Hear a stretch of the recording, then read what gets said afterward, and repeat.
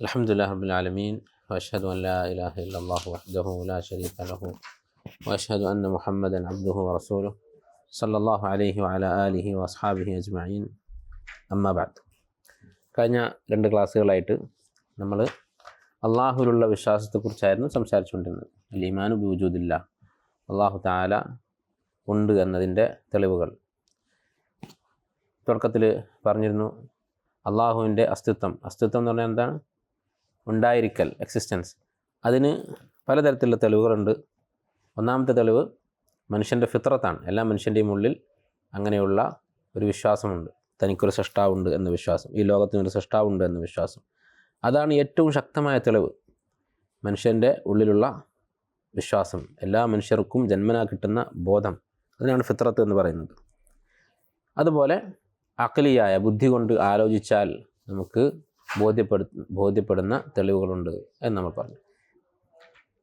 ബുദ്ധി കൊണ്ട് ചിന്തിച്ചാൽ മനസ്സിലാകുന്ന അഖ്ലിയായിട്ടുള്ള ദലീലുകൾ, തെളിവുകൾ, അതിൽ 2 തെളിവുകളെക്കുറിച്ച് നമ്മൾ പറഞ്ഞു. ഒന്ന്, ഈ പ്രപഞ്ചത്തിലുള്ള എല്ലാ വസ്തുക്കളുടെയും അസ്തിത്വം അത് അള്ളാഹുവിൻ്റെ അസ്തിത്വത്തിലേക്ക് വിരലിച്ചുകൊണ്ടുന്നുണ്ട്. ഈ സൃഷ്ടികളൊന്നും ഉണ്ടാകുമായിരുന്നില്ല ഒരു സൃഷ്ടാവില്ലായിരുന്നെങ്കിൽ. അതുപോലെ ദലീലുൽ ഇത്ഖാൻ, ഈ പ്രപഞ്ചത്തിൽ നമ്മുടെ ശരീരത്തിലും നമുക്ക് ചുറ്റുമുള്ള എല്ലാ സൃഷ്ടികളിലും നമ്മൾ കാണുന്ന പെർഫെക്ഷൻ, പൂർണ്ണത, കൃത്യത, അത് ഒരു സൃഷ്ടാവുണ്ട് എന്ന് ബോധ്യപ്പെടുത്തുന്ന കാര്യമാണ്. അല്ലെങ്കിൽ ഇത്രയും അത്ഭുതകരമായ കൃത്യതയോടുകൂടി, പൂർണ്ണതയോടുകൂടി ഈ സൃഷ്ടികൾ, ഈ പ്രപഞ്ചം ഉണ്ടാകുമായിരുന്നില്ല. ഇത്രയും കാര്യങ്ങളാണ് നമ്മൾ പറഞ്ഞത്. ഇനി അടുത്തതായി നമുക്ക് മനസ്സിലാക്കാനുള്ള കാര്യം തൗഹീദുർ റുബൂബിയ്യത്താണ്. എന്താണ് തൗഹീദുർ റുബൂബിയ്യത്ത് എന്ന് പറഞ്ഞാൽ? മൻ റബ്ബുക എന്നുള്ള ചോദ്യത്തിൻ്റെ ഉത്തരമാണ് തൗഹീദുർ റുബൂബിയ്യത്ത്. എന്താണ് മൻ റബ്ബുക എന്ന് പറഞ്ഞാൽ? നമ്മൾ സാധാരണ ചെറുപ്പത്തിൽ നിങ്ങളൊക്കെ പഠിച്ചിട്ടുണ്ടാകും ഈ ഒരു ചോദ്യം. മൻ റബ്ബുക, നിൻ്റെ റബ്ബ് ആരാണ്? എന്താണ് അതിൻ്റെ മറുപടി? എന്താണ് നിങ്ങൾ പറയും? റബ്ബി അള്ളാഹ്, അല്ലേ? എൻ്റെ റബ്ബ് അള്ളാഹുവാണ്. അല്ലദീ റബ്ബാനി വറബ്ബ ജമീഅ അൽ ആലമീന ബി റഹ്മതിഹി. ഓക്കെ, അപ്പോൾ എനിക്ക് തർബിയത്ത് നൽകിയ, ഈ ലോകത്തെ സകല വസ്തുക്കൾക്കും തർബിയത്ത് നൽകിയ റബ്ബ് അള്ളാഹുവാണ്. ഇതാണ് തൗഹീദുർ റുബൂബിയ്യത്ത് എന്ന് പറയുന്നത്. അഥവാ അള്ളാഹു ഉണ്ട് എന്ന് മാത്രം വിശ്വസിച്ചാൽ പോരാ, അള്ളാഹുവാണ് റബ്ബ് എന്ന് വിശ്വസിക്കണം. എന്താണ് റബ്ബ് എന്ന് പറഞ്ഞാൽ? നമ്മൾ പറഞ്ഞ ഉത്തരത്തിൽ, മൻ റബ്ബുക എന്നുള്ള ചോദ്യത്തിൻ്റെ ഉത്തരത്തിൽ അല്ലദീ റബ്ബാനി വറബ്ബ ജമീഅ അൽ ആലമീൻ, എനിക്ക് തർബിയത്ത് നൽകിയവൻ, അതുപോലെ സകല വസ്തുക്കൾക്കും തർബിയത്ത് നൽകിയവൻ എന്ന് പറഞ്ഞു. ഈ തർബിയത്ത് എന്ന് പറഞ്ഞാൽ എന്താണ്? തർബിയത്ത് നൽകുന്നവനാണ് റബ്ബ് എന്നുള്ളത്. അപ്പോൾ അതിൻ്റെ അർത്ഥം എന്താണ്? റബ്ബ് എന്നുള്ളതിൻ്റെ അർത്ഥം അൽ ഖാലിഖ്, അൽ മാലിക്, അൽ മുദബ്ബിർ. സൃഷ്ടിച്ചവൻ, അൽ മാലിക്, ആ സൃഷ്ടികളെ ഉടമപ്പെടുത്തുന്നവൻ, അതിൻ്റെ പരിപൂർണമായ അധികാരം കയ്യിലുള്ളവൻ. വൽ മുദബ്ബിർ, ആ സൃഷ്ടികളിൽ താൻ ഉദ്ദേശിക്കുന്ന വിധത്തിൽ അതിനെ നിയന്ത്രിക്കാനും അതിൽ മാറ്റങ്ങൾ വരുത്താനും അതിൻ്റെ കാര്യങ്ങൾ തൻ്റെ ഇഷ്ടത്തിനനുസരിച്ച് മുന്നോട്ട് കൊണ്ടുപോകാനും അധികാരമുള്ളവൻ, അതിന് കഴിവുള്ളവൻ. ഇതാണ് മുദബ്ബിർ. അപ്പോൾ അൽ ഖാലിഖ്, അൽ മാലിക്, അൽ മുദബ്ബിർ, ഇതാണ് റബ്ബ് എന്ന വാക്കിൻ്റെ അർത്ഥം. വിശുദ്ധ ഖുർആനിൽ ഇതിന് ധാരാളം ആയത്തുകൾ കാണാം. അള്ളാഹുവാണ് റബ്ബ്, അള്ളാഹുവാണ് സകല സൃഷ്ടികളുടെയും സൃഷ്ടാവ് എന്നതിന്. അൽഹംദുലില്ലാഹി റബ്ബിൽ ആലമീൻ, അല്ലേ? അള്ളാഹുവിൻ്റെ പേരാണ് റബ്ബുൽ ആലമീൻ, എല്ലാ വസ്തുക്കളുടെയും റബ്ബ്. അതുപോലെ തന്നെ അള്ളാഹു ഖാലിഖു കുല്ലി ഷൈ, ദാലിക്കും അല്ലാഹു റബ്ബുക്കും ഖാലിഖു കുല്ലി ഷൈ. അള്ളാഹു നിങ്ങളുടെ റബ്ബായ അള്ളാഹു ആകുന്നു, അത് അവനെങ്ങനെയുള്ളവനാണ്? റബ്ബുക്കും അല്ലാഹു എന്നുള്ളതിൻ്റെ വിശദീകരണമാണ് പറയുന്നത്. ഖാലിഖു കുല്ലി ഷൈ, എല്ലാ വസ്തുക്കളുടെയും സൃഷ്ടാവ്. അപ്പോൾ എല്ലാ വസ്തുക്കളെയും സൃഷ്ടിച്ചത്, സൃഷ്ടി നടത്താൻ കഴിവുള്ളത്. എന്താണ് സൃഷ്ടി എന്ന് പറഞ്ഞാൽ? ഇല്ലാത്തൊരു വസ്തുവിനെ ഉണ്ടാക്കുക. അത് ചെയ്യാൻ കഴിവുള്ളത് അള്ളാഹുവിന് മാത്രമാണ്. ഖാലിഖു കുല്ലി ഷൈ, എല്ലാ വസ്തുക്കളുടെയും സൃഷ്ടാവ് എന്ന് പറഞ്ഞാൽ അതിൻ്റെ അർത്ഥം എന്താ? ഒരേ ഒരു സൃഷ്ടാവേ ഉള്ളൂ, അല്ലേ? എല്ലാ വസ്തുവിൻ്റെയും സൃഷ്ടാവ് അള്ളാഹു ആണെങ്കിൽ ഈ ലോകത്ത് എത്ര സൃഷ്ടാവുണ്ട്? ഒന്നേ ഉള്ളൂ. കുറച്ച് വസ്തുക്കളുടെ മാത്രം സൃഷ്ടാവായിരുന്നെങ്കിൽ ബാക്കിയുള്ളതിനെ സൃഷ്ടിച്ച വേറൊരാൾ കൂടി ഉണ്ടാവും. പക്ഷേ ഖാലിഖു കുല്ലി ഷൈ എന്ന് പറഞ്ഞാൽ സൃഷ്ടാവ് അള്ളാഹു മാത്രം. അപ്പോൾ നമ്മൾ പറഞ്ഞു റബ്ബ് എന്നുള്ള വാക്കിൻ്റെ അർത്ഥമാണ് സൃഷ്ടാവ്. അപ്പോൾ ഖാലിഖ്, സൃഷ്ടാവ് ഒരാൾ മാത്രം എന്ന് പറഞ്ഞാൽ റബ്ബ് എത്ര ആളുണ്ട്? ഒരാൾ മാത്രം. അതാണ് തൗഹീദുർ റുബൂബിയ്യത്ത് എന്ന് പറയുന്നത്. ഇനി ഇത് ഖുർആനിൽ പറഞ്ഞ കാര്യമാണ്. എല്ലാ വസ്തുക്കളെയും സൃഷ്ടാവ് അള്ളാഹുവാണ്. അതുപോലെ തന്നെ ഒമൻ യുദബ്ബിറുൽ അംർ, അള്ളാഹുവിനെ കുറിച്ച് പറഞ്ഞു യുദബ്ബിറുൽ അംറ യുഫസ്സിലുൽ ആയാത്ത്, അള്ളാഹു എല്ലാ കാര്യങ്ങളെയും നിയന്ത്രിക്കുന്നവനാണ്. അപ്പോൾ എല്ലാ വസ്തുക്കളെയും സൃഷ്ടിച്ചത് അള്ളാഹുവാണ് എന്ന് പറഞ്ഞു. ഖാലിഖു കുല്ലി ഷൈ, എല്ലാ വസ്തുക്കളെയും നിയന്ത്രിക്കുന്നത് അള്ളാഹുവാണെന്ന് പറഞ്ഞു. യുദബ്ബിറുൽ അംർ, അതുപോലെ തന്നെ അള്ളാഹുവിൻ്റെ ഉടമസ്ഥതയെക്കുറിച്ച് അള്ളാഹുവാണ് മാലിക് എന്നുള്ളത് നിരവധി ആയത്തുകൾ പറഞ്ഞിട്ടുണ്ട്. അമ്മൻ യംലിക്കു സമഅ വൽ അബ്സാർ, മനുഷ്യൻ്റെ കാഴ്ചയും കേൾവിയും ഉടമപ്പെടുത്തുന്നത് ആരാണ്? മലിക്കിൻ നാസ്, ജനങ്ങളുടെ മുഴുവൻ യജമാനൻ ആരാണ്? അങ്ങനെയുള്ളവനാണ് അള്ളാഹു എന്ന് ഖുർആനിൽ ആവർത്തിച്ച് പറഞ്ഞിട്ടുണ്ട്. അപ്പോൾ ഖാലിഖും മാലിക്കും മുദബ്ബിറും അള്ളാഹുവാണ്, അള്ളാഹു മാത്രമാണ്. അതാണ് തൗഹീദു അർ റുബൂബിയ്യ എന്ന് പറയുന്നത്. ഇനി ഇതൊക്കെ ഖുർആനിലെ ആയത്തുകളാണ്. ഖുർആനിലെ ആയത്തുകളല്ലാതെ വേറെ എന്തെങ്കിലും തെളിവുകളുണ്ടോ ഈ ലോകത്തിൻ്റെ സൃഷ്ടാവ് ഏകനാണ് എന്നുള്ളതിന്? നമ്മൾ പറഞ്ഞു തൗഹീദ് റുബൂബിയ്യത്ത് എന്ന് പറഞ്ഞാൽ അള്ളാഹു ഉണ്ട് എന്നുള്ള വിശ്വാസം കഴിഞ്ഞിട്ട് പിന്നെ അടുത്ത സ്റ്റെപ്പാണ് ഈ ലോകത്തിനൊരു സൃഷ്ടാവ് ഉണ്ട് എന്ന് നമുക്ക് ബോധ്യപ്പെട്ടു. ആ സൃഷ്ടാവ് ഒന്നാണോ ഒന്നിലധികം ആളുകളാണോ? ഒന്ന് മാത്രമേ ഉള്ളൂ എന്നുള്ളതാണ് തൗഹീദ് റുബൂബിയ്യത്ത്. അങ്ങനെ ഒരാൾ മാത്രമാണ്, ഒരുവൻ മാത്രമാണ് ഈ ലോകം മുഴുവൻ സൃഷ്ടിച്ചതും നിയന്ത്രിക്കുന്നതും എന്നതിന് എന്താണ് തെളിവ്? അതിന് ചില തെളിവുകൾ പറയാം. ഒന്നാമത്തേത്, നേരത്തെ നമ്മൾ അള്ളാഹു ഉണ്ട് എന്നുള്ളതിന് തെളിവായി പറഞ്ഞതുപോലെ തന്നെ മനുഷ്യൻ്റെ ഫിത്രത്ത്, മനുഷ്യൻ്റെ ഉള്ളിൽ ഒരു ബോധ്യമുണ്ട് തൻ്റെ സൃഷ്ടാവ് അള്ളാഹുവാണ്, തൻ്റെ സൃഷ്ടാവ് ഏകനാണ് എന്ന്. നമുക്കൊരു പ്രയാസം വരുന്നെന്ന് വിചാരിക്കുക, ഒരു പരിഹരിക്കാൻ പറ്റാത്ത പ്രശ്നമുണ്ടായെന്ന് വിചാരിക്കുക. നമ്മുടെ മനസ്സിൽ എന്താണ് തോന്നുക? പ്രാർത്ഥിക്കാൻ തോന്നും. ഇപ്പോൾ പ്രാർത്ഥിക്കാൻ തോന്നുമ്പോൾ ഒരാളോട് പ്രാർത്ഥിക്കാനാണോ അതോ കുറേ ആൾക്കാരോട് പ്രാർത്ഥിക്കാനാണോ തോന്നുക? ഒരേ ഒരാളോട് പ്രാർത്ഥിക്കാനാണ് നമ്മുടെ മനസ്സിൽ തോന്നുന്നത്, അല്ലെ? മനുഷ്യരെല്ലാവരും സാധാരണ പറയുന്നതാണ് മുകളിലുള്ളവൻ എന്ന് പറയും. അപ്പോൾ മുകളിലുള്ളവർ എന്നല്ല പറയുന്നത്, മുകളിലുള്ള ഒരുത്തൻ. എന്തെങ്കിലും അക്രമമൊക്കെ സംഭവിച്ചാൽ സാധാരണ ആളുകൾ പറയും മുകളിലുള്ളവൻ ഇത് കാണുന്നുണ്ട്. അല്ലെങ്കിൽ രോഗമുണ്ടായി വല്ല പ്രയാസങ്ങളുണ്ടായി പറയും മുകളിലുള്ളവൻ കാണുന്നുണ്ട് എന്നതാണ് എൻ്റെ സമാധാനം, എൻ്റെ ആശ്വാസം എന്ന് പറയും. അപ്പോൾ മുകളിലുള്ള ഒരാൾ എന്നാണ് മനുഷ്യർ വിശ്വസിക്കുന്നത്. അതുപോലെ തന്നെ ഈ പഴയ കാലത്തുണ്ടായിരുന്ന, ആയിരക്കണക്കിന് വർഷങ്ങൾക്ക് മുമ്പുണ്ടായിരുന്ന മനുഷ്യരുടെ സംസ്കാരങ്ങൾ, ഓരോ സിറ്റികൾ, അവിടെയൊക്കെയുള്ള പഠനങ്ങളൊക്കെ, പുരാവസ്തുക്കളൊക്കെ ഗവേഷണം നടത്തുന്ന ആളുകൾ പറയുന്നത് വളരെ പഴയ കാലത്തുണ്ടായിരുന്ന സംസ്കാരങ്ങളിലൊന്നും വിഗ്രഹാരാധന ഉണ്ടായിരുന്നില്ല. ഒന്നിലധികം ദൈവങ്ങൾ ആരാധിക്കുന്ന രീതി ഉണ്ടായിരുന്നില്ല. അവരൊക്കെ ഒരു സൃഷ്ടാവിൽ വിശ്വസിച്ചിരുന്നവരാണ് എന്ന് പല പഠനങ്ങളിലും ബോധ്യപ്പെട്ടിട്ടുണ്ട്. ഏതായാലും മനുഷ്യൻ്റെ ഫിത്രത്ത് ഒരൊറ്റ സൃഷ്ടാവാണ് തനിക്കുള്ളത് എന്നതാണ്. അതാണ് എല്ലാ മനുഷ്യരുടെയും ഉള്ളിലുള്ളത്. അതുകൊണ്ടാണ് യൂസുഫ് അലൈഹിസ്സലാം ജയിലിൽ കിടക്കുന്ന ആളുകളോട് പറഞ്ഞത് അർബാബുൻ മുതഫർരിഖൂന ഖൈറുൻ അമില്ലാഹുൽ വാഹിദുൽ ഖഹാർ. അല്ലേ, പല റബ്ബുകൾ, കുറേ സൃഷ്ടാക്കൾ, കുറേ പേര് യജമാനന്മാർ, അതാണോ നല്ലത്? അമില്ലാഹുൽ വാഹിദുൽ ഖഹാർ, അതല്ല എല്ലാ അധികാരത്തിൻ്റെയും ഉടമയായ ഒരൊറ്റ അള്ളാഹുവാണോ നല്ലത് എന്ന് യൂസുഫ് അലൈഹിസ്സലാം അവരോട് ചോദിക്കാൻ കാരണം അവരുടെ മനസ്സിലും അറിയാം അള്ളാഹു ഏകനാണ് എന്നുള്ളത്, അല്ലെങ്കിൽ സൃഷ്ടാവ് ഏകനാണ് എന്നുള്ളത്. അപ്പോൾ ഇതാണ് ഒന്നാമത്തെ തെളിവ്, നമ്മുടെ ഫിത്രത്ത്. രണ്ടാമത്തെ ദലീൽ ഈ പ്രപഞ്ചത്തിൻ്റെ പരസ്പര പൂരകത്വം. എന്താ പരസ്പര പൂരകത്വം എന്ന് പറഞ്ഞാൽ? ഇന്തിലാം എന്ന അറബിയിൽ പറയും. എന്താണ് ഇന്തിലാം എന്ന് പറഞ്ഞാൽ? എല്ലാ സൃഷ്ടികളും പരസ്പരം പൂർത്തിയാക്കുന്ന രീതിയിലാണ്, ഒന്നിനെ പൂർത്തിയാക്കുന്ന രീതിയിലാണ് സൃഷ്ടിച്ചിട്ടുള്ളത്. അല്ലെ, സൂര്യനിൽ നിന്ന് പ്രകാശം വരുന്നു. ആ പ്രകാശം എത്ര ആയിരക്കണക്കിന് കിലോമീറ്റർ ദൂരം നിന്നാണ് വരുന്നത്? അത്രയും ദൂരം നിന്ന് വരുന്ന ഈ പ്രകാശം അത് സ്വീകരിച്ച് ഭക്ഷണം ഉണ്ടാക്കാൻ റെഡിയായി നിൽക്കുകയാണ് ഈ ഭൂമിയിലുള്ള ചെടികൾ. അപ്പോൾ ഈ ആയിരക്കണക്കിന്, പതിനായിരക്കണക്കിന്, ലക്ഷക്കണക്കിന് കിലോമീറ്റർ ദൂരം നിന്ന് വരുന്ന, അവിടെ സൂര്യൻ്റെ ഉള്ളിൽ നടക്കുന്ന പ്രവർത്തനങ്ങൾ, അവിടെ നടക്കുന്ന സൂര്യൻ്റെ ആ ചൂട് ഉൽപ്പാദിപ്പിക്കുന്ന രീതി, അത് ഉണ്ടാക്കിയതും ഈ താഴെ ഭൂമിയിൽ ഈ ചെടികൾ ഉണ്ടാക്കിയതും ഒരാളായിരിക്കണം. എന്നാലാണ് ഇത് രണ്ടും തമ്മിൽ മാച്ചാവുക. ഇതുപോലെ എല്ലാ സൃഷ്ടികളെയും നമ്മൾ നോക്കിയാൽ പരസ്പരം ഒന്ന് മറ്റൊന്നിനെ പൂർത്തിയാക്കുന്നതായിട്ട് നമുക്ക് കാണാൻ പറ്റും, ഒന്ന് മറ്റൊന്നിനോട് യോജിച്ച രീതിയിലായിട്ട് നമുക്ക് കാണാൻ പറ്റും. അതാണ് അടുത്ത തെളിവ്, ഇന്തിലാം. അപ്പോൾ ഒന്നിലധികം സൃഷ്ടാക്കൾ ഉണ്ടായിരുന്നെങ്കിൽ, ഒന്നിലധികം പേരാണ് സൃഷ്ടിച്ചതെങ്കിൽ ഇങ്ങനെ ഇന്തിലാം, പരസ്പരം പൂർത്തീകരിക്കുന്ന രീതിയിൽ, പരസ്പരം ഒത്തുപോകുന്ന രീതിയിൽ ഈ പ്രപഞ്ചം ഉണ്ടാകുമായിരുന്നില്ല. മൂന്നാമത്തെ തെളിവ് എന്താണ്? അത് കുറച്ച് യുക്തിപരമായ ഒരു തെളിവാണ്. ഈ ലോകത്തിന് ഒരു സൃഷ്ടാവ് ഉണ്ടായിരിക്കണമെന്ന് നമ്മൾ പറഞ്ഞു, അല്ലെങ്കിൽ സൃഷ്ടികൾ ഉണ്ടാവില്ല. എന്ത് സംഭവിക്കും? അറ്റമില്ലാത്ത ഒരു പരമ്പരയായിട്ട് തുടരും. ഒരു വസ്തു ഇവിടെ ഉണ്ട്, നമ്മളിപ്പോൾ അവിടെ ഇരിക്കുന്നുണ്ട്, നമുക്ക് മാതാപിതാക്കളുണ്ട്, അവർക്ക് മാതാപിതാക്കളുണ്ട്, ഇതങ്ങനെ തുടർന്ന് പോകും. അതുപോലെ പല വസ്തുക്കളും അതുണ്ടാകുന്നതിന് മുമ്പ് വേറൊരു വസ്തുവായിരിക്കും, അതിന് മുമ്പ് വേറെ വസ്തുവായിരിക്കും, അതങ്ങനെ പോകും, അതിനറ്റം ഉണ്ടാവില്ല. അപ്പോൾ അറ്റമില്ലാതെ പോയാൽ എന്ത് സംഭവിക്കും? ഇങ്ങേയറ്റത്ത് ഈ വസ്തു ഉണ്ടാവുകയില്ല. ഇത് നമ്മൾ പറഞ്ഞു. ഒരു സൃഷ്ടാവുണ്ട്, ഉണ്ടാക്കിയ ഒരാളുണ്ട്, അവസാനത്തെ ഒരു കാരണമുണ്ട്, എന്നാലേ സൃഷ്ടികൾ ഉണ്ടാവുകയുള്ളൂ, ഏത് വസ്തുവും ഉണ്ടാവുകയുള്ളൂ. അങ്ങനെയുള്ള ആൾ, അവസാനത്തെ തീരുമാനമെടുക്കുന്ന അധികാരം കയ്യിൽ വെച്ചിട്ടുള്ള ആൾ, അത് ഒന്നിലധികം ആളുകളാണെങ്കിൽ എന്ത് സംഭവിക്കും? അള്ളാഹു സുബ്ഹാനഹു വ തആല വിശുദ്ധ ഖുർആനിൽ സൂചന നൽകിയിട്ടുണ്ട്. അങ്ങനെ ഉണ്ടായിരുന്നെങ്കിൽ, ഒന്നിലധികം സൃഷ്ടാക്കന്മാരുണ്ടായിരുന്നെങ്കിൽ എന്താണ് ഉണ്ടാവുക എന്നതിന്.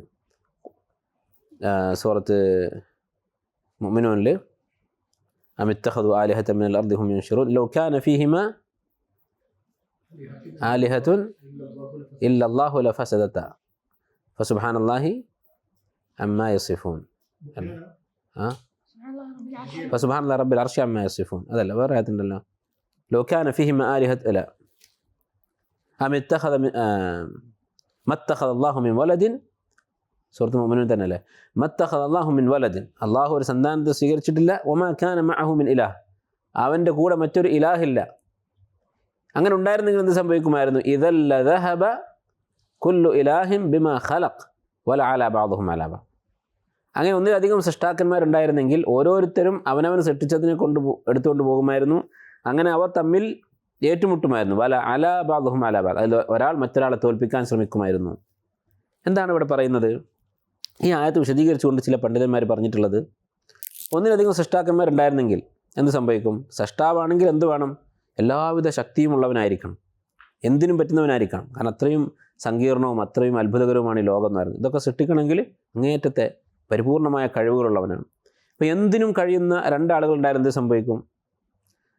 അവർ തമ്മിൽ മത്സരമാകും. ഒരാൾ തീരുമാനിക്കുകയാണ്, ഇപ്പോൾ ഒരു വലിയ കല്ലുണ്ടെന്ന്, വലിയൊരു പാറ, ആ പാറ വലത്തോട്ട് നീക്കണം എന്നൊരു സൃഷ്ടാവ് വിചാരിക്കുന്നു, അത് ഇടത്തോട്ട് നീക്കണമെന്ന് രണ്ടാമത്തെ സൃഷ്ടാവും വിചാരിക്കുന്നു. അപ്പോൾ എന്തുണ്ടാവും? അപ്പോൾ ഉണ്ടാവുക 3 സാധ്യതകളാണുള്ളത്. ഒന്ന്, രണ്ടുപേരും ഉദ്ദേശിച്ചത് നടക്കൂല, രണ്ടുപേരും തമ്മിൽ പ്രശ്നമായിട്ട് രണ്ടും നടക്കാത്ത അവസ്ഥ. അല്ലെങ്കിൽ ഒരാൾ ഉദ്ദേശിച്ചത് നടക്കും, അല്ലെങ്കിൽ രണ്ടാൾ ഉദ്ദേശിച്ചത് നടക്കും, അല്ലേ? ഈ 3 സാധ്യതകളല്ലേ ഉള്ളത്?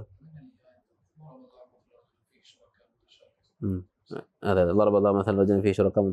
അത് ഇബാദത്തിനെ കുറിച്ചാണ് പറയുന്നത്. ഇത് സൃഷ്ടിയെക്കുറിച്ച് വ്യക്തമായിട്ട് പറഞ്ഞിട്ടുണ്ട്. ചില ആയത്തുകൾ, വേറെ ആയത്തുകൾ സൂചന ഉണ്ട്, പക്ഷേ ഈ ആയത്താണ് വ്യക്തമായിട്ടുള്ളത്. ഇതല്ല ദഹബ കുല്ലു ഇലാഹിൻ ബിമാ ഖലഖ എന്നുള്ളത്. അപ്പോൾ 3 സാധ്യതകളാണുള്ളത്. ഇങ്ങനെ 2 സൃഷ്ടാവ് ഉണ്ടായിരുന്നെങ്കിൽ രണ്ടുപേരും തമ്മിൽ അഭിപ്രായ വ്യത്യാസം വന്നാൽ എന്താ ഉണ്ടാവുക? ഒന്നുകിൽ 2 പേര് പറഞ്ഞതും, അല്ലേ? നമ്മളൊക്കെ തമ്മിൽ എന്തെങ്കിലും പ്രശ്നം ഉണ്ടായി, ഞാൻ പറയുന്നതല്ല ഇപ്പോൾ അവിടെ ഇരിക്കുന്ന വേറെ ഈസ പറയുന്നത്, അവന് വേറെ അഭിപ്രായമാണെന്ന് വിചാരിക്കും ഒരേ വിഷയത്തിൽ. ഇപ്പോൾ ക്ലാസ് നിർത്തണോ അത് തുടരണോ, രണ്ടുപേരും തമ്മിൽ അഭിപ്രായ വ്യത്യാസം. അപ്പോൾ എന്താ ഉണ്ടാവുക? ഒന്നുകിൽ 2 പേര് പറഞ്ഞതും സംഭവിക്കുക, അല്ലെങ്കിൽ 2 പേര് പറഞ്ഞതും സംഭവിക്കാതിരിക്കുക, വേറെ എന്തെങ്കിലും ഒന്ന് സംഭവിക്കുക. അതല്ലെങ്കിൽ രണ്ടിലേതെങ്കിലും ഒരാൾ പറഞ്ഞത് നടക്കുക, അല്ലേ? ഈ 3 സാധ്യതയല്ലേ ഉള്ളൂ. ഇതിൽ 2 പേര് പറഞ്ഞതും കൂടി സംഭവിക്കുക എന്നുള്ളത്, ദർസ് നിർത്തുകയും ചെയ്യുക, തുടരുകയും ചെയ്യുക, ഇത് നടക്കുമോ? നടക്കൂല.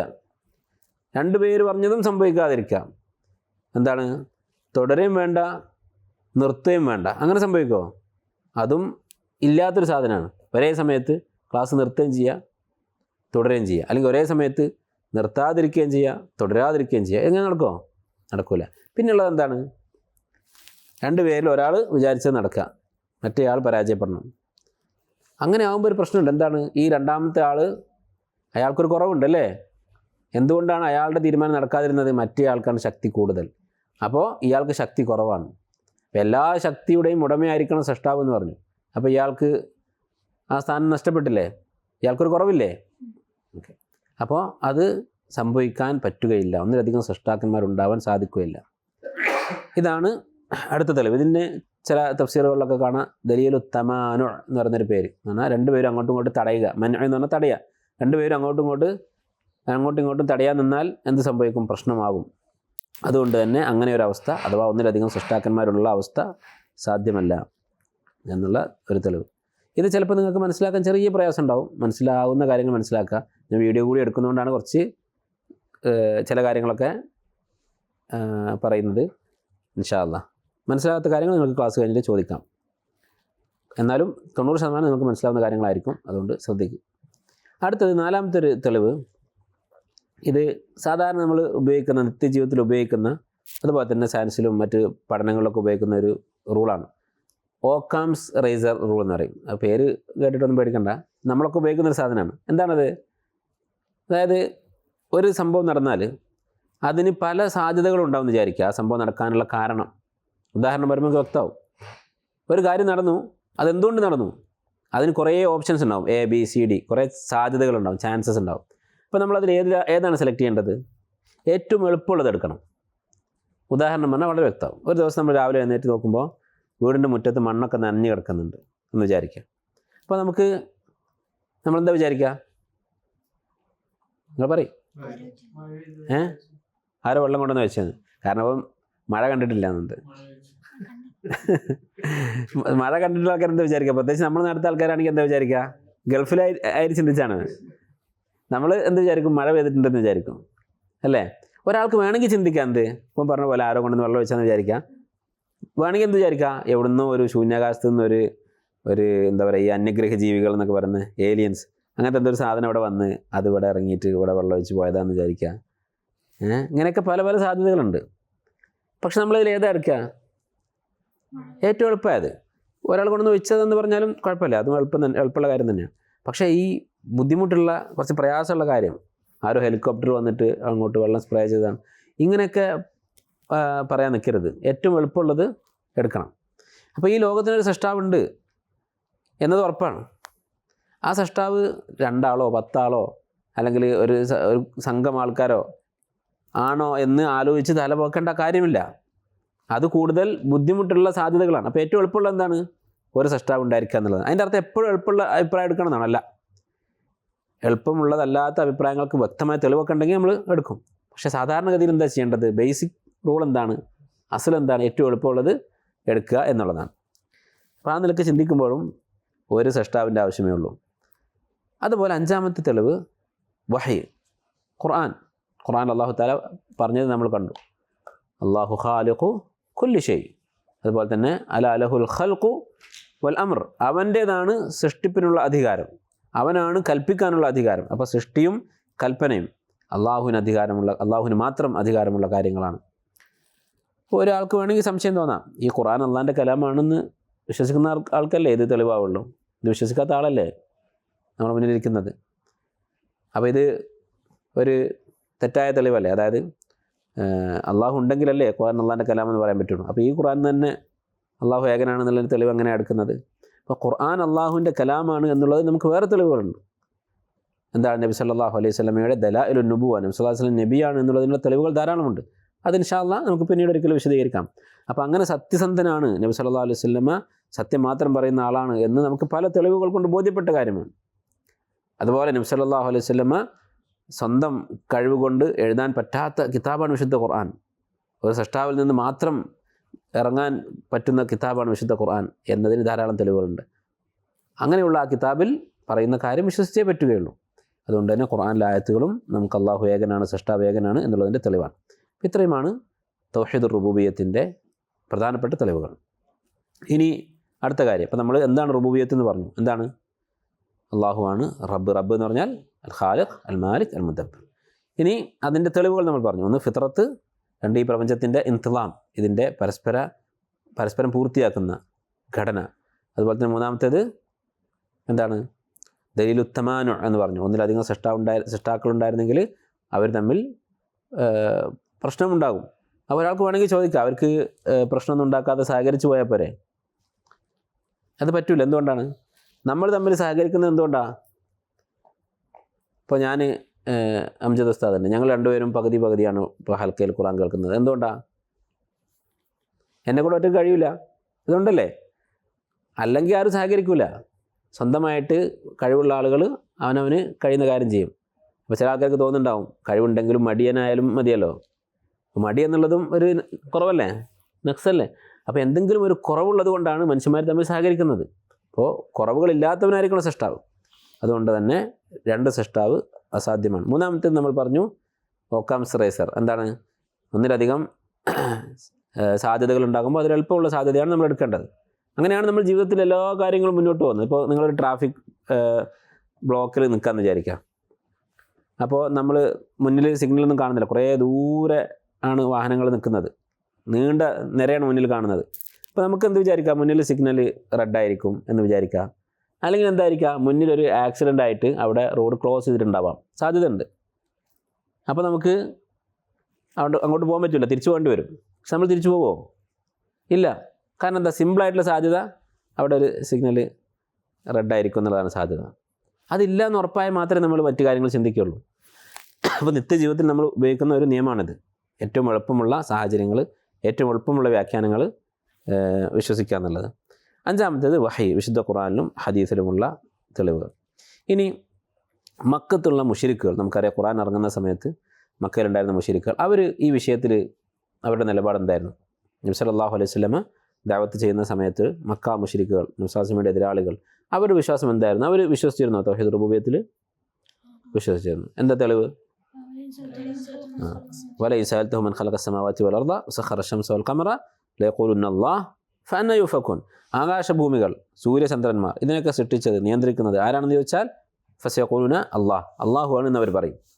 ഫഅന്നാ യുഫകൂൻ, എന്നിട്ടും അവരെങ്ങനെയാണ് പഴിച്ചു പോകുന്നത്? അല്ലാഹു യബ്സുത്തു റിസ്ഖ ലിമൻ യശാഉ മിൻ ഇബാദിഹി വയഖ്ദിറു ലഹു ഇന്നല്ലാഹ ബികുല്ലി ഷൈഇൻ അലീം. വലഇൻ സഅൽതഹും മൻ നസല മിനസ് സമാഇ മാഅൻ, ആകാശത്ത് നിന്ന് മഴ വർഷിപ്പിച്ചതാരൻ? ആകാശം എന്നല്ല, മുകളിൽ നിന്ന്. അറിയാതെ ആകാശം എന്ന് പറഞ്ഞു. സമ എന്നുള്ള വാക്കിന് ആകാശം നടത്തേണ്ടത് മുകളിൽ നിന്നുള്ള അർത്ഥം. മുകളിൽ നിന്ന് മഴ വർഷിപ്പിച്ചതാരാണ് എന്ന് ചോദിച്ചാൽ ഫാഹിയ ബിഹിൽ അർള മിൻ ബഅദി മൗതിഹ, എന്നിട്ട് ഭൂമിയിൽ നിന്ന് ചെടികൾ മുളപ്പിച്ചതാരാണ്? മരിച്ചു കിടക്കുന്ന ഭൂമിക്ക് ജീവൻ നൽകിയതാരാണ് എന്ന് ചോദിച്ചാൽ എന്ത് പറയും?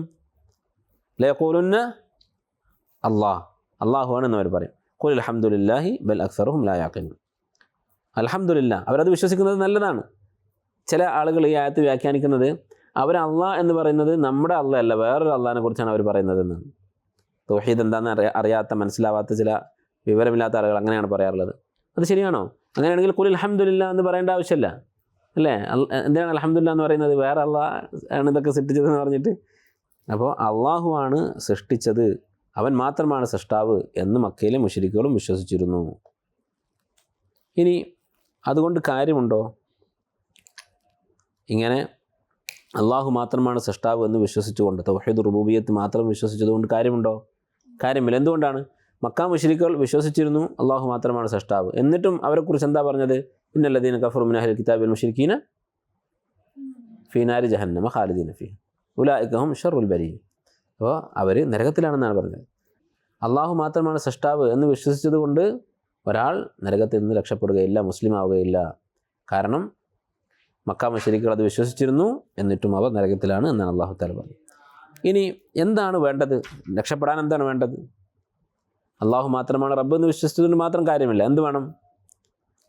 അള്ളാഹുവിന് ഇബാദത്ത് ചെയ്യണം, അല്ലേ? അള്ളാഹുവിന് ഇബാദത്ത് ചെയ്യണം. യാ അയ്യുഹന്നാസു, ജനങ്ങളെ, ഉഅ്ബുദു റബ്ബക്കും, നിങ്ങളുടെ റബ്ബിന് നിങ്ങൾ ഇബാദത്ത് ചെയ്യുക. അല്ലദീ ഖലഖക്കും, നിങ്ങളെ സൃഷ്ടിച്ചവൻ. വല്ലദീന മിൻ ഖബ്ലിക്കും, നിങ്ങൾക്ക് മുമ്പുള്ളവരെ സൃഷ്ടിച്ചവൻ. അപ്പോൾ എല്ലാ മനുഷ്യരെയും സൃഷ്ടിച്ചവനായ റബ്ബിനെ നിങ്ങൾ ഇബാദത്ത് ചെയ്യുക. ലഅല്ലക്കും തത്തഖൂൻ, നിങ്ങൾ സൂക്ഷിക്കുന്നതിന് വേണ്ടി, നരകത്തിൽ നിന്ന് രക്ഷപ്പെടുന്നതിന് വേണ്ടി. അപ്പോൾ അള്ളാഹുവിനെ മാത്രം ഇബാദത്ത് ചെയ്യണം. നോക്കൂ, ഇത് വിശുദ്ധ ഖുർആൻ ആദ്യത്തെ അമ്രാണ്, ആദ്യത്തെ കൽപ്പനയാണ്. ഖുർആൻ നമ്മളെടുത്ത് ഓതിയാൽ ഫാത്തിഹ കഴിഞ്ഞിട്ട് ഇങ്ങനെ പോകുമ്പോൾ ആദ്യത്തെ കൽപ്പനയാണെന്ത്? ഈ ആയത്ത്, യാ അയ്യുഹന്നാസു ഉഅ്ബുദു റബ്ബക്കും. അപ്പോൾ റബ്ബ് ആരാണ് എന്നറിയാത്ത ഒരാളോട് ഇത് പറഞ്ഞിട്ട് കാര്യമുണ്ടോ? അയാൾ എന്താ ചോദിക്കുക? ആരാണ് ഈ റബ്ബ് എന്ന് ചോദിക്കൂലേ? ഇപ്പോൾ ഖുർആനിൽ ആദ്യമായിട്ട് അള്ളാഹു ഒരു കാര്യം പറയുമ്പോൾ അതിനു മുമ്പ് ഒന്നും വിശദീകരിച്ചിട്ടില്ല റബ്ബ് ആരാന്നുള്ളത്. അപ്പോൾ അതിൻ്റെ അർത്ഥം എന്താണ്? ഈ ഖുർആൻ കേൾക്കുന്ന ആളുകൾക്ക് അറിയാമായിരുന്നു റബ്ബ് ആരാണ് എന്നുള്ളത്. അതുകൊണ്ടാണ് അവരോട് യാ അയ്യുഹന്നാസു ഉഅ്ബുദു റബ്ബക്കും എന്ന് പറഞ്ഞത്. ഇനി ഇപ്പോൾ തൗഹീദ് റുബൂബിയ്യത്ത് മാത്രം പോരാ, എന്ത് വേണം? ഇബാദത്ത് വേണം. അള്ളാഹുവിന് മാത്രം ഇബാദത്ത് ചെയ്യണം. അതെന്താണ് എന്നുള്ളത് ഇൻഷാ അല്ലാഹ് അടുത്ത ക്ലാസ്സുകളിൽ നമ്മൾ വിശദീകരിക്കും, ഇബാദത്ത് എന്ന് പറഞ്ഞാൽ എന്താണ് എന്നുള്ളത്. ഇനി റുബൂബിയ്യത്തിൻ്റെ രണ്ട് ഇനങ്ങളുണ്ട്, രണ്ട് തരം റുബൂബിയ്യത്തുണ്ട്. ഒന്ന് റുബൂബിയ്യത്തുൻ ആമ്മ, രണ്ടാമത്തേത് റുബൂബിയ്യത്തുൻ ഖാസ. പണ്ഡിതന്മാർ വിശദീകരിക്കുന്നത് കാണാം. ഒന്നെന്താണ്? അള്ളാഹു എല്ലാ സൃഷ്ടികൾക്കും നൽകിയിട്ടുള്ള റുബൂബിയ്യത്ത്.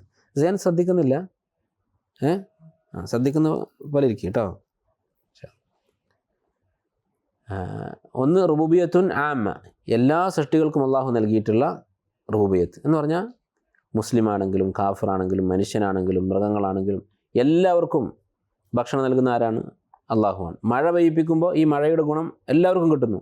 ഇതൊക്കെ ആരാണ് ചെയ്യുന്നത്? അള്ളാഹു സുബ്ഹാനഹു വ തആല. അപ്പോൾ എല്ലാ സൃഷ്ടികൾക്കും അള്ളാഹു നൽകുന്ന റുബൂബിയത്ത്, അതാണ് റുബൂബിയത്തുൻ ആമ്മ. രണ്ടാമത്തേത് റുബൂബിയത്തുൻ ഖാസ, പ്രത്യേകമായ റുബൂബിയത്ത്, ചില ആളുകൾക്ക് മാത്രം അള്ളാഹു കൊടുക്കുന്നത്. അതെന്താണ്? ഈമാൻ. ഈമാന് അള്ളാഹു തആല എല്ലാവർക്കും കൊടുക്കുന്നില്ല.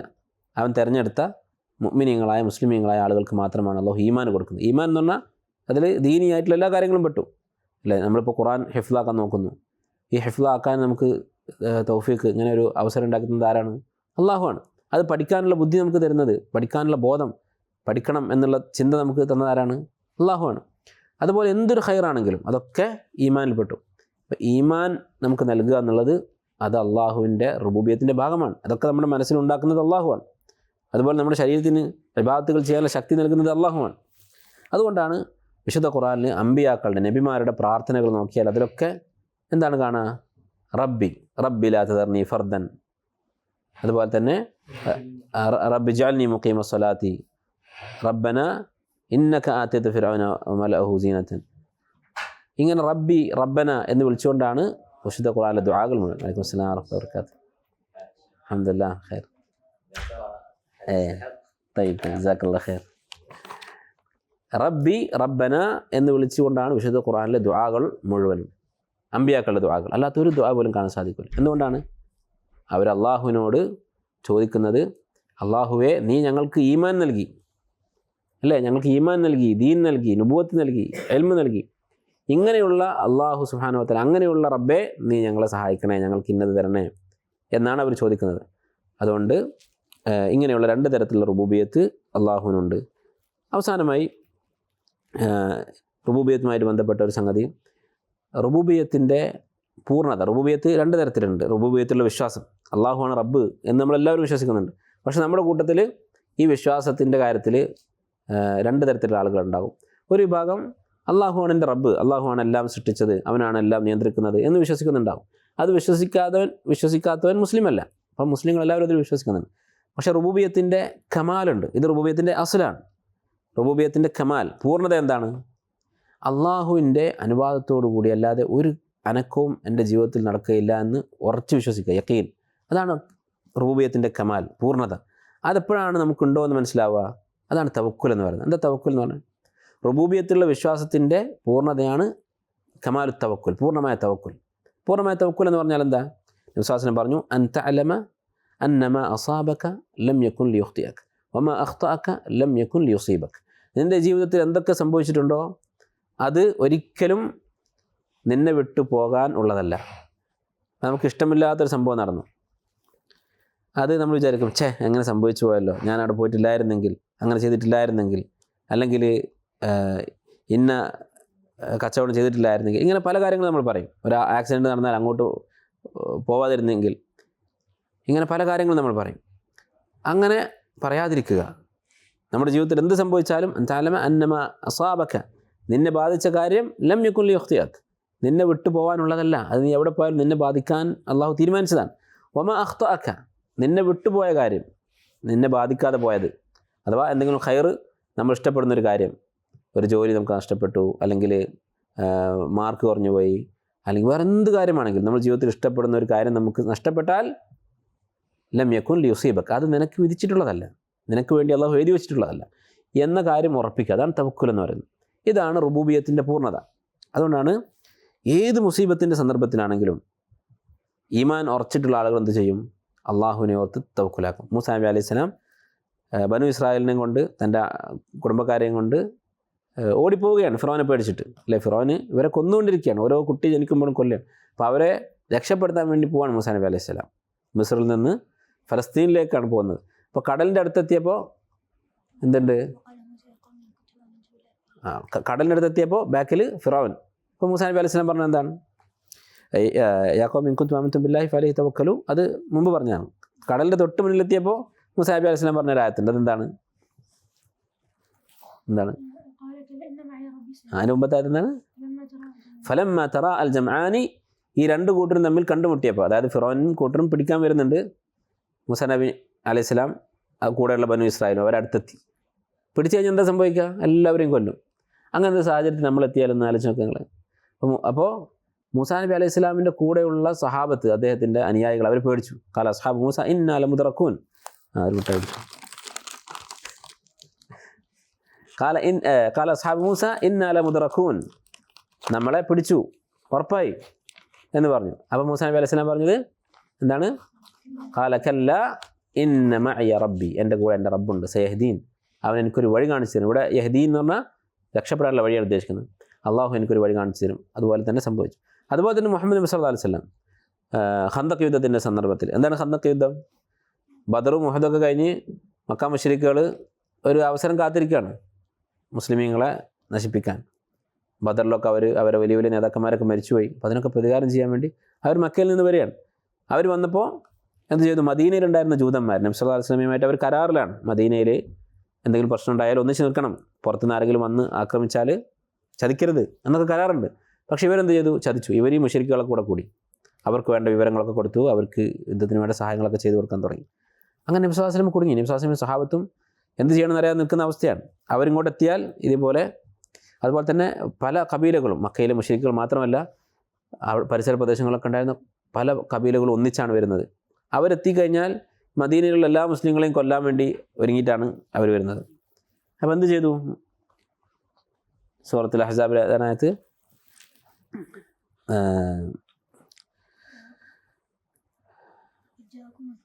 അതിൻ്റെ പേജിൻ്റെ താഴെ ഏറ്റവും ലാസ്റ്റ്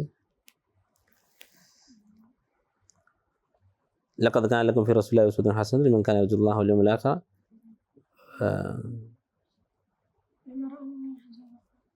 لا هذا لا. حسبنا الله ونعم الوكيل അവസാനം كنا അടിയിൽ സൂറത്തുൽ അഹ്സാബിലെ إن الناس قد جمعوا لكم فاخشوهم فزادهم آل عمران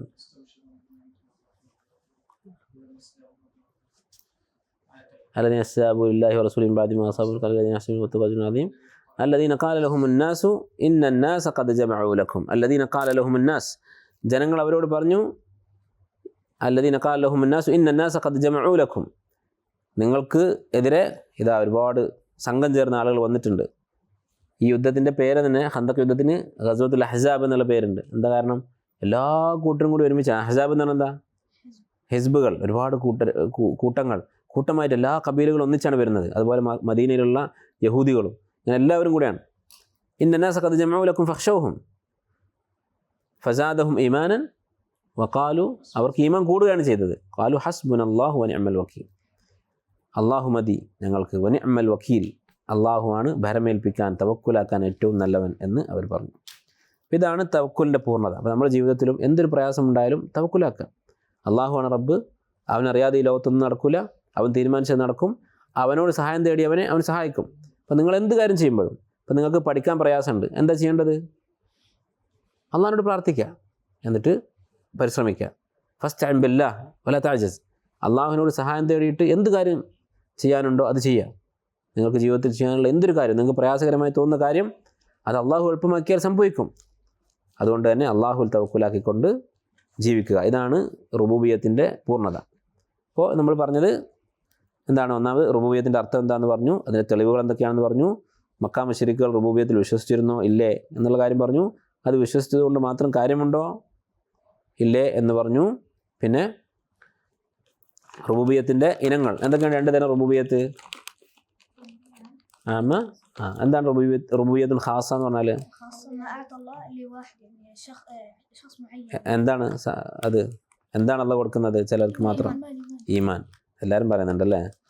അപ്പോൾ ഓക്കെ, ഞാൻ പറയാത്തൊരു കാര്യം ചോദിക്കുന്നത്, അള്ളാഹാണ് റബ്ബ് എന്നുള്ളത് നിഷേധിച്ചിരുന്ന ആളുകൾ ആരെങ്കിലും ഉണ്ടോ?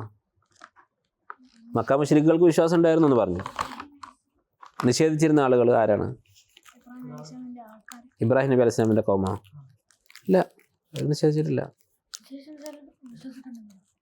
അന ഉഹ്യി വ ഉമീത്ത് എന്ന് പറഞ്ഞല്ലേ ഇബ്രാഹിം നബി അലൈഹി സ്വലാമിൻ്റെ രാജാവ് പറഞ്ഞു. അന ഉഹ്യി വ ഉമീത്ത്. ഓക്കെ, ഇബ്രാഹിം നബി അലൈഹി സ്വലാമിൻ്റെ കാലത്തുണ്ടായിരുന്ന രാജാവ് നമ്രൂദ് എന്താ പറഞ്ഞത്? അന ഉഹ്യി വ ഉമീത്ത് എന്ന് പറഞ്ഞു. അത് ശരിയാണ്, അത് റുബൂബിയത്തിനെതിരാണ്. വേറെ ആരാണ്? ഇല്ല, നൂഹ് അലൈഹി സ്വലാമിൻ്റെ ഇല്ല. ആരൊന്ന് തുറന്നു.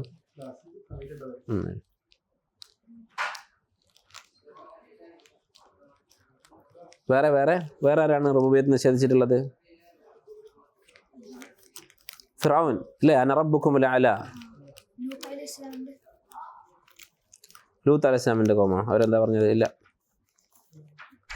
ഓക്കെ, ഇപ്പം നിഷേധിച്ച ആളുകളാണ് ഫിറഔൻ. അതുപോലെ തന്നെ വേറെ വഹദത്തുൽ വുജൂദിൻ്റെ ആൾക്കാർ. എന്താ വഹദത്തുൽ വജൂദ് എന്ന് പറഞ്ഞാൽ? അള്ളാഹുവിൻ്റെ അംശം ഈ പ്രപഞ്ചത്തിൽ എല്ലാ വസ്തുക്കളിലും ഉണ്ട് എന്ന് വിശ്വസിക്കുന്ന ആൾക്കാർ. ഇല്ലല്ല, ചോദ്യം എന്താണെന്ന് മനസ്സിലാക്കിയിട്ട് ഉത്തരം പറയണം. അള്ളാഹുവിൻ്റെ റുബൂബിയത്ത്, ഞങ്ങൾക്ക് അള്ളാഹുവിൻ്റെ കഴിവുകളുണ്ട്, അല്ലെങ്കിൽ അള്ളാഹുവിന് എന്തെങ്കിലും ഒരു കഴിവില്ല എന്ന് പറയുന്ന ആൾക്കാർ.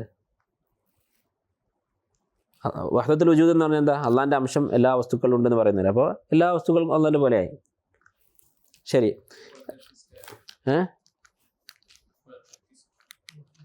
എത്തിസ്റ്റുകൾ ഇല്ല, റുബൂബിയത്തിനെതിരാണ്. റബ്ബില്ല എന്നല്ലേ പറയുന്നത്, റബ്ബ് തീരെ ഇല്ല. സൂഫികൾ, ഒലുവുള്ള സൂഫികൾ, അതെല്ലാത്തിലുണ്ട്. ഓക്കെ, അപ്പോൾ ഇത്രയും കാര്യങ്ങളാണ് നമ്മൾ പറഞ്ഞത്. പിന്നെ റുബൂബിയത്തിൻ്റെ കമാൽ എന്ന് പറഞ്ഞാൽ എന്താ? പൂർണ്ണത എന്ന് പറഞ്ഞാൽ എന്താ? എപ്പോഴാണ് റുബൂബിയത്ത് ഒരാൾക്ക് പൂർത്തിയായി ആ വിശ്വാസം, അള്ളാഹുവിൻ്റെ റുബൂബിയത്തിലെ വിശ്വാസം പൂർത്തിയായി എന്ന് പറയാം? റബ്ബുണ്ട് എന്ന് വിശ്വസിച്ചാൽ അസുലായി റുബൂബിയത്തിൻ്റെ തവക്കുൽ, അല്ലെ? കമാലു തവക്കുൽ, തവക്കുലിൻ്റെ പൂർണ്ണത. അപ്പോൾ ഇത് കുറേ അവകാശികളുണ്ട്, അതുകൊണ്ട് ഞാനെടുക്കാം ഇൻഷാ അല്ലാഹ്. ശരി, എന്നാൽ ഈ പറഞ്ഞ കാര്യങ്ങൾ ഓർത്ത് വെക്കുക. ഞാൻ ഇൻഷാ അല്ലാഹ് അടുത്ത ക്ലാസ്സിൽ ചോദിക്കും കേട്ടോ. അടുത്ത ക്ലാസ്സിൽ ഇതേപോലെ മുട്ടായി വരികയാണെങ്കിൽ ഇത്ര. സുബ്ഹാനക്കല്ലാഹു വബിഹംദിക അശ്ഹദു അൻ ലാ ഇലാഹ ഇല്ല അൻത അസ്തഗ്ഫിറുക വഅതൂബു ഇലൈക്.